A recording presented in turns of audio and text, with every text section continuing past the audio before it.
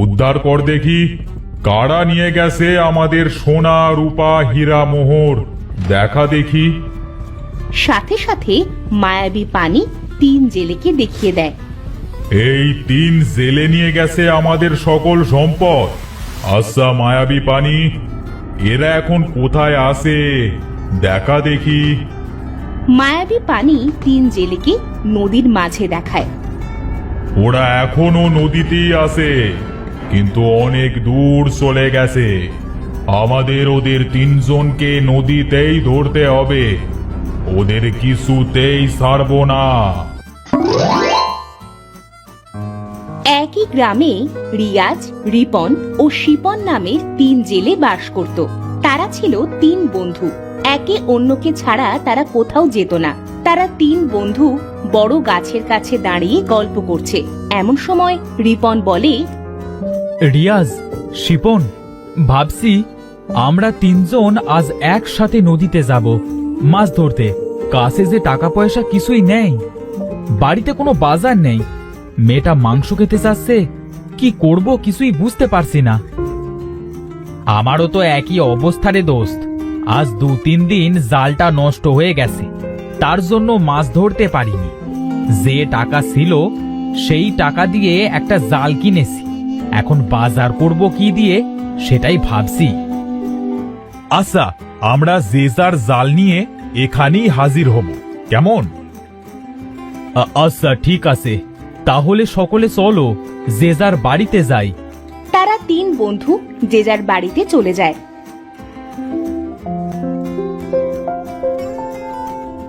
গিন্নি, ও গিন্নি, কোথায় তুমি?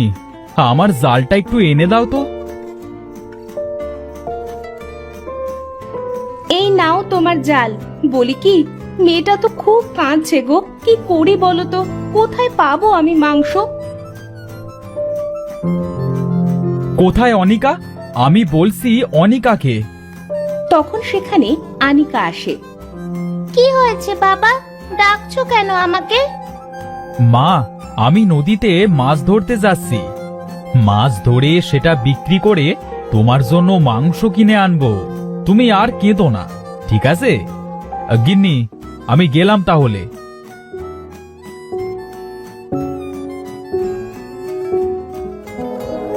রিপন বড় গাছের কাছে গিয়ে দাঁড়িয়ে থাকে। তখন রিয়াজ আর শিপন সেখানে আসে। কি রে, তোদের এত দেরি হলো কেন? আর বলিস না, তোর ভাবি জাল কোথায় রেখেছিল সেটাই খুঁজে পাচ্ছিলাম না, তার জন্যই দেরি হয়ে গেল। আর আমার রিয়াজের জন্য দেরি হয়ে গেছে। এমনিতেই অনেক দেরি হয়ে গেছে, তাড়াতাড়ি চলো তো।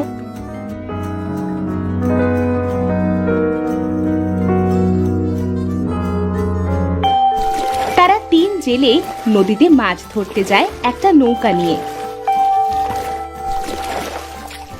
নদীতে কিছুটা দূর গিয়ে শিপন বলে, এই এই আমরা তো অনেক দূরে চলে আসলাম।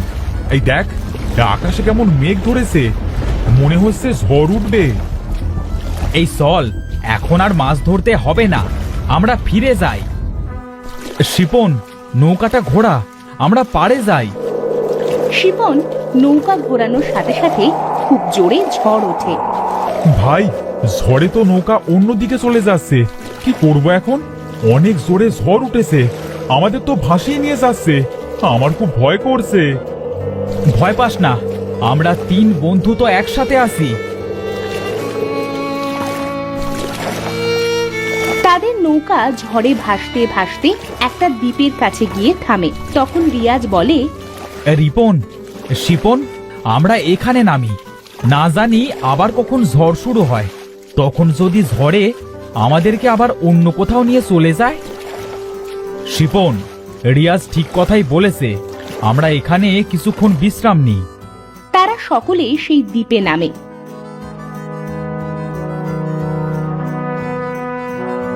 আর কিছু দূর যেতেই তারা অদ্ভুত জিনিস দেখতে পায়। আরে, এটা কেমন জায়গা? চারিদিকে মনে হচ্ছে সোনার পাথর আর হীরার পাথর। আমি স্বপ্ন দেখছি না তো? হ্যাঁ, আমার তো মাথা ঘুরছে, মনে হচ্ছে স্বর্গে চলে এসেছি।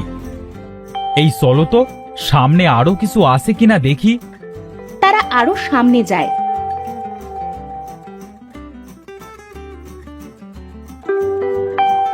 এই রিপন, এই দেখ, হীরার গোলাপ! কি অদ্ভুত অদ্ভুত জিনিস! শামুকের ভিতর রয়েছে মুক্ত। মনে হচ্ছে স্বপ্নের দুনিয়ায় চলে এসেছি। আচ্ছা চলো তো ওই দ্বীপের ভেতরে যেয়ে দেখি কিছু আছে কিনা।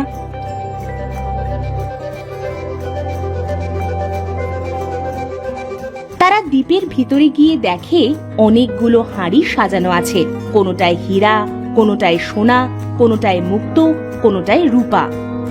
ওরে আল্লাহ, এগুলো কি সত্যি? এই বন্ধুরা, আমাদের আর মাছ মেরে সংসার চালাতে হবে না। আমরা অনেক ধনী হয়ে যাব, আমাদের আর কষ্ট থাকবে না। এই চল আমরা তাড়াতাড়ি এগুলো নিয়ে বাড়ি চলে যাই, না হলে যার জিনিস সে যদি টের পায় আমাদের আর নিয়ে যেতে দেবে না। রিপন ঠিক কথাই বলেছে রিয়াজ, আমাদের এখান থেকে তাড়াতাড়ি চলে যাওয়া উচিত। ওই দেখ একটা পাখি, কেমন অদ্ভুত দেখতে। চল ওটা আমরা নিয়ে যাই। তুই ঠিকই বলেছিস, পাখিটা অনেক সুন্দর দেখতে। নিয়ে চল পাখিটাকে। তারা পাখি ও 8 হাঁড়ি সোনা, মোহর, হিরে, রূপা নিয়ে নৌকায় ওঠে। এই তাড়াতাড়ি নৌকা সার, যে করি হোক আমাদের এখান থেকে যত তাড়াতাড়ি সম্ভব চলে যেতে হবে। আচ্ছা ঠিক আছে, তোমরা নৌকায় ওঠো।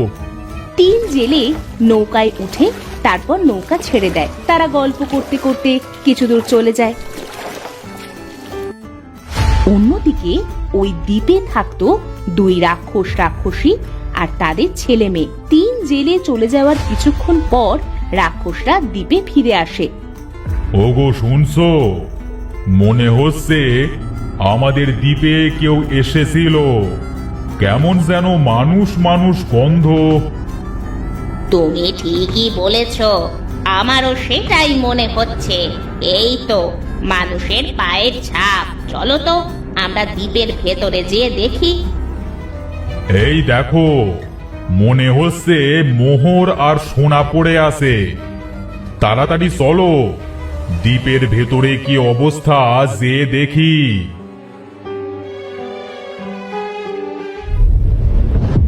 তারা দ্বীপের ভিতরে যে ঘর আছে সেটায় যায়। ওগো দেখেছো, আমাদের সকল সম্পদ নিয়ে চলে গেছে। বাবা, যারা আমাদের আমানত, আমাদের সম্পদ নিয়ে গেছে তাদেরকে আমরা কিছুতেই ছাড়বো না। আমরা আমাদের মায়াবী পানিতে দেখি কারা নিয়ে গেছে আমাদের স্বর্ণমোহর, কারা এসেছিল আমাদের দ্বীপে। তুই ঠিক কথাই বলেছিস বাবা, চল আমরা মায়াবী পানির কাছে যাই।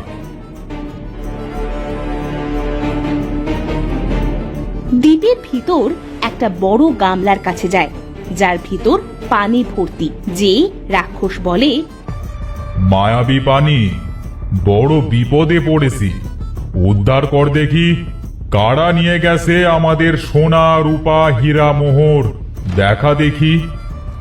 সাথে সাথে মায়াবী পানি 3 জেলেকে দেখিয়ে দেয়। এই 3 জেলে নিয়ে গেছে আমাদের সকল সম্পদ। আচ্ছা মায়াবী পানি, এরা এখন কোথায় আছে দেখা দেখি। মায়াবী পানি 3 জেলেকে নদীর মাঝে দেখায়। ওরা এখনো নদীতেই আছে, কিন্তু অনেক দূর চলে গেছে। আমাদের ওদের 3 জনকে নদীতেই ধরতে হবে, ওদের কিছুতেই ছাড়বো না। ওরা 3 জেলে আমাদের পেটে যাবে। কতদিন খাইনি মানুষের মাংস, আমার যে কি আনন্দ হচ্ছে। আর দেরি করলে চলবে না, তাড়াতাড়ি চলো, না হলে ওদের আমরা ধরতে পারবো না। অন্যদিকে 3 জেলে ঝগড়া করে। আমি নৌকা চালাচ্ছি, আমি তোদের পার করে নিয়ে যাচ্ছি ওপারে। আমি কত কষ্ট করছি, আমি বেশি নিব সোনাদানা। না, আমি তোদের প্রথমে বলেছিলাম নদীতে মাছ ধরতে আসবার কথা। আমি বেশি নিব সোনা, রূপা, হীরা, মোহর। হয় সমান ভাগ হবে, আর না হয় আমি বেশি নিব, কারণ আমি তোদের দ্বীপে নামতে বলেছিলাম। আমার জন্যই এগুলো দেখতে পেলে। এভাবে তারা তিনজন ঝগড়া করতে থাকে। এমন সময় সেখানে রাক্ষসটা চলে আসে। তোদের তিন জেলের এত বড় সাহস, আমাদের দিক থেকে আমাদের জিনিস চুরি করে আনিস। তারা তিন বন্ধু তো ভয় পেয়ে যায়। এই দীপন, শিপন, এরা তো রাক্ষস। এখন কি হবে? রাক্ষসরা তো এবার আমাদের খেয়ে ফেলবে। এদের সামনে আমাদের ভয় পেলে কিছুতেই চলবে না। আমরা তিনজন কিছুতেই হারবো না। রিপন ঠিক কথাই বলেছে রিয়াজ, আমাদের কিছুতেই ভয় পেলে চলবে না, মনে সাহস রাখতে হবে। ওগো, ওই দেখো, আমাদের প্রাণ ভোমরাটাও সাথে করে এনেছে। কেন এনেছিস পাখিটা? তোদের আমরা কিছুতেই ছাড়বো না। দিয়ে দে পাখিটাকে, ওটা ছাড়া যে আমরা বাঁচবো না। এই রিয়াজ, শিপন, পেয়েছি এই রাক্ষসদের মারবার তলোয়ার। তোমরা দাঁড়াও বাবা, আমি এই তিন জেলেকে মেরে আমাদের প্রাণ ভোমরা এবং সোনা রূপা হীরা উদ্ধার করব। তারপর এই তিন জেলেকে আমরা ছিঁড়ে খাবো। রাক্ষসরা হাসতে থাকে।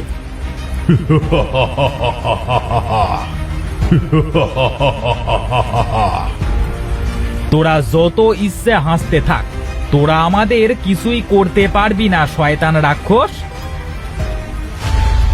রিপন আস্তে আস্তে সকলের চোখ এড়িয়ে পাখিটার কাছে যায় আর পাখিটাকে খাঁচার ভিতর থেকে বাইরে করে হাতে নেয়। মা, বাবা, আমার খুব কষ্ট হচ্ছে নিঃশ্বাস নিতে। হ্যাঁ বাবা, আমারও কষ্ট হচ্ছে। মনে হচ্ছে দমটা এখনই বেরিয়ে গেল। জেলেরা, ছেড়ে দে ছেলেদের পাখিটাকে, মরে গেলাম আমরা, তোদের কিছুই বলবো না। ছেড়ে দে পাখিটাকে, ছেড়ে দে। তোরা সোনা দানা হীরা যেখানে যা আছে সব নিয়ে যা, আমাদের পাখিটাকে ফিরিয়ে দে। দম যে আটকে আসছে। আমাদের মারতে আসছিলি না, এবার তোরা নিজেরাই মর। আমরা তোদের পাখিটা ফিরিয়ে দিয়ে নিজেরা বিপদে পড়তে চাই না, তখন তোরা নিজেরাই আমাদের খেয়ে ফেলবি। রিয়াজ পাখিটার একটা একটা করে হাত পা ভেঙে মাথাটা মুচড়িয়ে মেরে ফেলে। রাক্ষসটাও সেখানে মারা যায় আর অদৃশ্য হয়ে যায়। শেষে আমরা তিন বন্ধু এই রাক্ষসের হাত থেকে বেঁচে গেলাম। আমরা প্রায় নদীর পাড়ে চলে এসেছি। আমরা এখানে স্বর্ণমোহরগুলো ভাগ করে নিই। আমরা কেউ বেশি মোহর নিব না, সবাই সমান সমান করে ভাগ করে নিব। হ্যাঁ সত্যি, আমাদের কিন্তু ঝগড়া করা উচিত হয়নি। আমাদের আর কোনো কষ্ট থাকবে না বল, আমাদের আর মাছ ধরেও খেতে হবে না। রিয়াজ, তুই সমান ভাগে ভাগ কর। রিয়াজ তিনটা সমান ভাগ করে। তোদের যার যেটা ইচ্ছে হচ্ছে সেটাই নে, আমরা পাড়ে চলে এসেছি, তাড়াতাড়ি কর। তারা তিন বন্ধু তিন ভাগ নেয়। তারা এক সময় নদীর পাড়ে চলে আসে। হ্যাঁ, আমরা তো নদীর পাড়ে চলে এসেছি, এবার যে যার বাড়িতে চলে যাই। না জানি বাড়িতে কত চিন্তা করছে আমাদের তিন জেলেকে নিয়ে। এবার আর আমরা জেলে থাকবো না, এবার আমরা ধনী হয়ে যাব। এটা তুই ঠিকই বলেছিস রিয়াজ। আচ্ছা, ভালো থাকিস, কাল আবার দেখা হবে। তারা যে যার বাড়িতে চলে যায়। সোনা রূপা হীরা মোহর বিক্রি করে তিন জেলে অনেক ধনী হয়ে যায়। তিন জেলে একসাথে অনেক বড় ব্যবসা শুরু করে। জেলে থেকে তারা তিনজন তিন ব্যবসায়ী হয়ে যায়।